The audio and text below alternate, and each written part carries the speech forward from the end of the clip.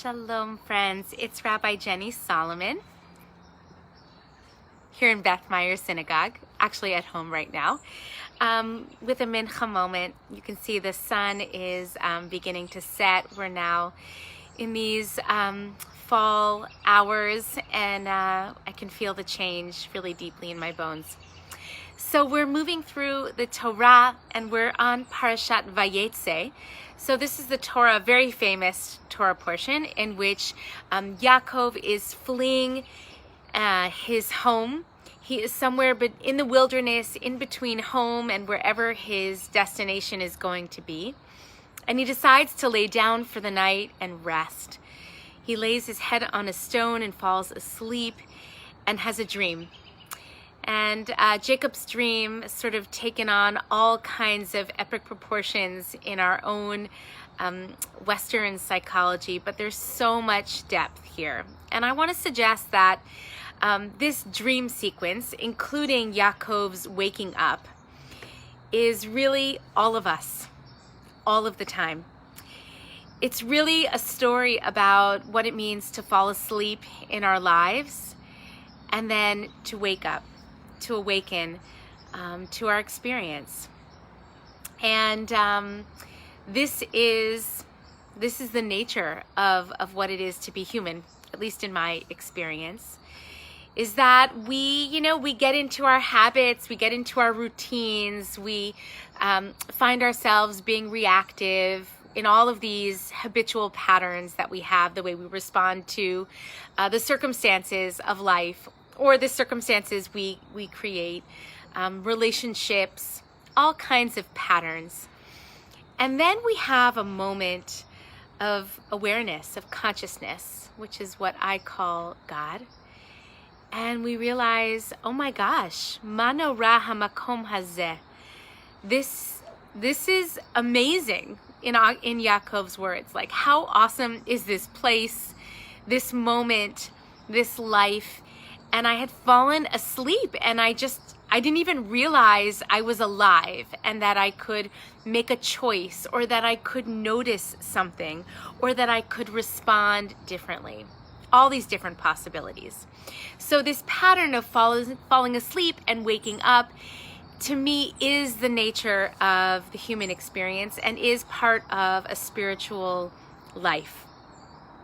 The Hasidic master, the Degel Machane Ephraim, had a very particular understanding of the angels on Jacob's ladder that he dreamed of, the angels that are going up and coming down. And he suggested that these angels going up and down is also symbolic of the ways in which we inevitably in life rise up, whether it's to spiritual heights or to any kind of height or awareness. And again, we inevitably come down. But here's where I think his beautiful chidush, his beautiful insight comes. We tend to think about the falling down or the falling asleep as bad. Like, we don't want to fall asleep. We don't want to fall down on the job, so to speak. But the Degel Machane Ephraim suggests that it is precisely the falling down that enables us to awaken and then rise up.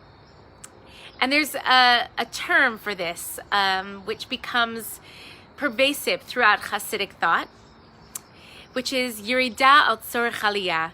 We fall down in order to rise up.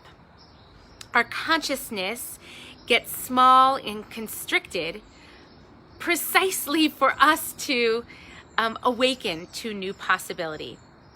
I know for myself, I can think of so many different examples in which, for example, I've fallen to a bad pattern. And unfortunately, it takes getting really deep into that pattern and feeling how maladaptive that is until I stop and I'm like, whoa, it doesn't have to be this way.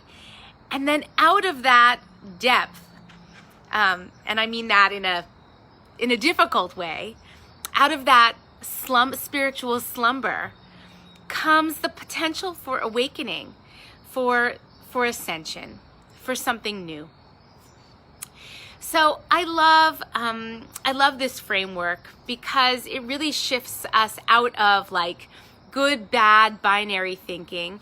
It also shifts us out of this idea that somehow we're going to have this trajectory in life in which we just go up, up, up, up, up. I mean, that is not my experience, and I don't think it is for most people.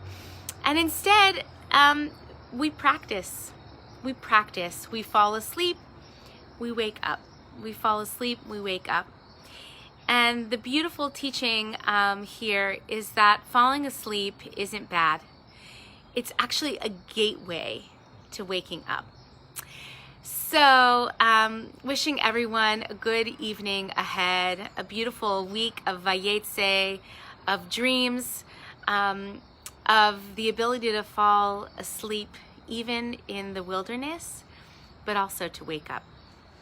Peace. Shalom.